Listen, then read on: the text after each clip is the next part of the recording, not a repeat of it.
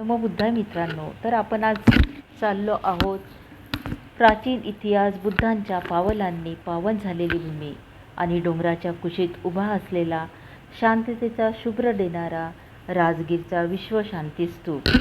तर आपण जाताना सर्वप्रथम आपल्याला जीवक जे बिंबिसार राजाच्या काळात चिकित्सक होते त्यांचे आम्रवनाचे अवशेष दिसतात आणि रोपवेनी आपल्याला वरती जावं लागतं.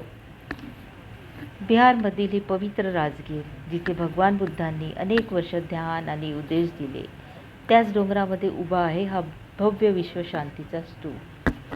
रोपवेने जाताना दिसणारे हिरवेगार हे डोंगर आणि मनात निर्माण होणारी शांतता. हे बघा, गृद्धकूट पर्वत आपल्याला दिसते आहे आणि अतिशय शांत वाटतं इथे. हा प्रवास फक्त पर्यटक म्हणून नाही, तर तो आपल्याला खूप आत्मशांतीचा अनुभव करून देतो. आणि पुढे आपण बघणार शुभ्र रंगाचा हा स्तूप. इथे जातानाही फार आनंद होतो निसर्ग सौंदर्य बघताना. आणि इथे खूप बंदर आहेत, जाताना काही जर तुम्ही नेलात तर ते हिसकावून घेतात. तर हा शुभ्र रंगाचा स्तूप हा जगाला शांतता, करुणा आणि मानवतेचा संदेश देतो. स्तूपाच्या चारही दिशांनी भगवान बुद्धांच्या सुवर्णमूर्ती विराजमान आहेत.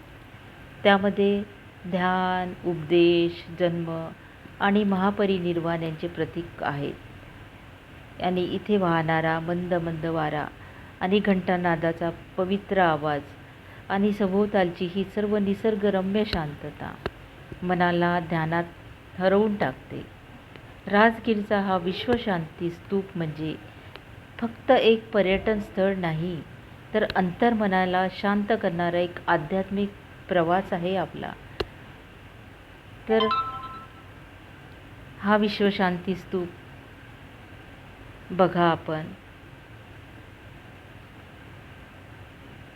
इथे एक वेळ ठरलेली असते, 12च्या आधी इथे यायचं असतं आणि संध्याकाळी 5 किंवा 6 वाजताच्या पूर्वी परत रोपवेनी रिटर्न जावं लागतं. हा एक प्रकारचा हा जंगल परिसरच आहे.